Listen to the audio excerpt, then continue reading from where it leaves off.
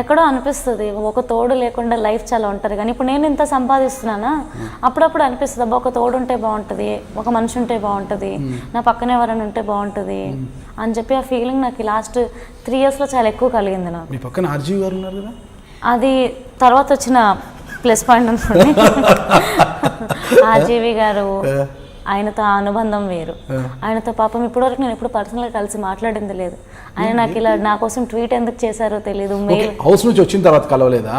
లే, పర్సనల్గా కూడా సార్తో నాకు ఏ రిలేషన్షిప్ లేదు.